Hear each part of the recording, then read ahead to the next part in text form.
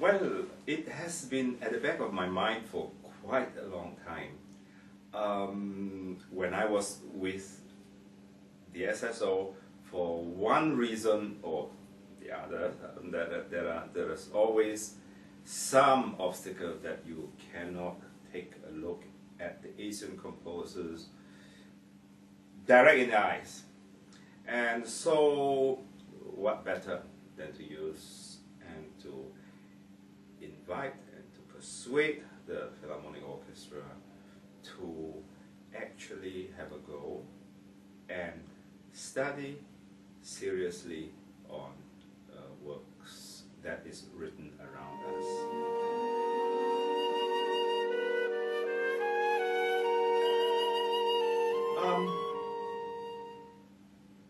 It's meant to be a series, so hopefully the beginning with these 4 composers, the others will come along. We also have the other series that's together with this one. We are going to do Debussy's La Mer on tonight with the composer series, and I think both this and the Debussy has certain connections. The Takemitsu's influence by the French impressionistic composers, the fact that the La Mer and I hear the water dripping, and so one thing leads to another.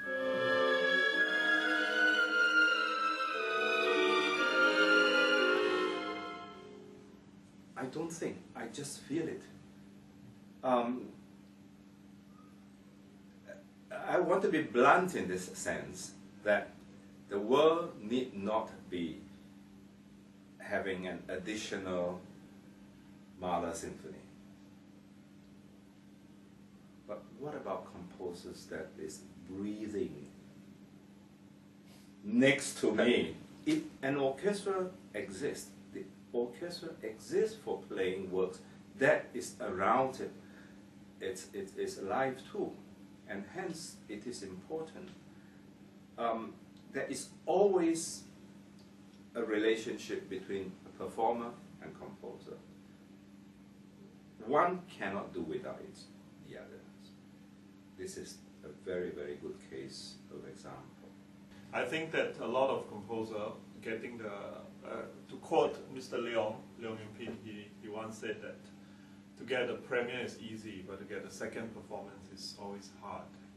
And for that matter, during his lifetime, I don't think he gets to hear most of his orchestral work played a second time.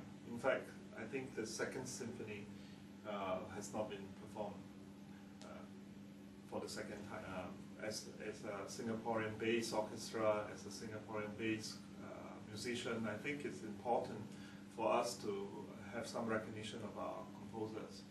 And so both Yangqin and Tien has contributed a lot to the Singapore music scene as composers, as pedagogue, as teacher who have taught other composers. And I think featuring their work sort of form a kind of link between the different generations.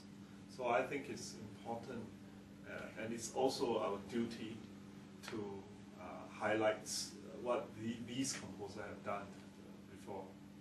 And for Takemitsu, to hear the music Takemitsu perform live is rare in Singapore. I think Singapore audience will appreciate hearing these very, very fine nuances of sounds, of instrumental colors, you know, of different small groups, as well as soloistic instruments.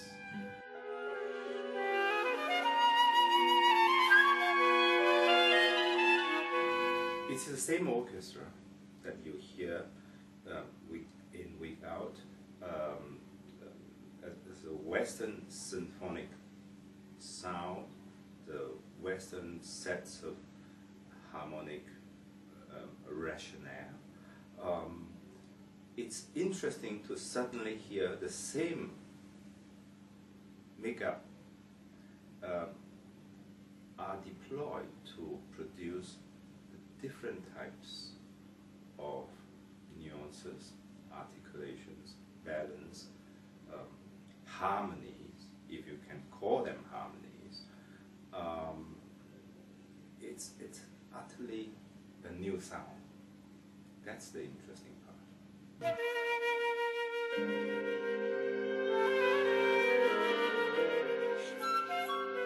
I think for the merging of the East and West has always been sort of a challenge for different composers, different background.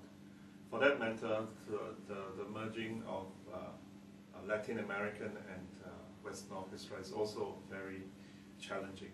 But what I think is more important is the aesthetic and the philosophy and the beauty of Chinese music background or Japanese aesthetics, rather than what is East and what is West.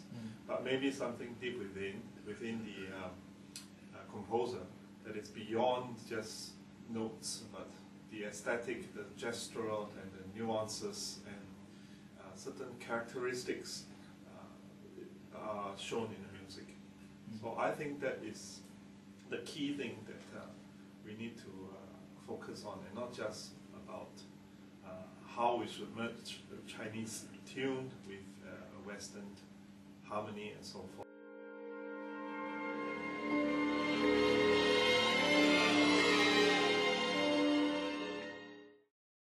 Basically, when you approach a new piece of music, you try to search as much as you possibly could from the printed page.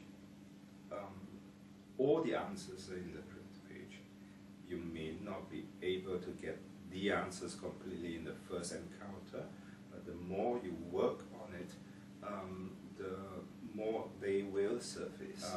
Takemitsu's influenced by the French Impressionistic, Mr. Leong's influenced by the experience when he went to Nadia Boulanger.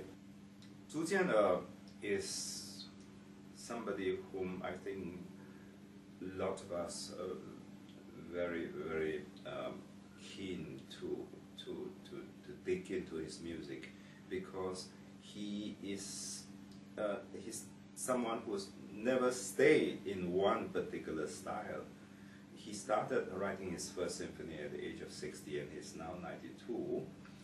He has written 10 symphonies, and none of it is the same stylistically.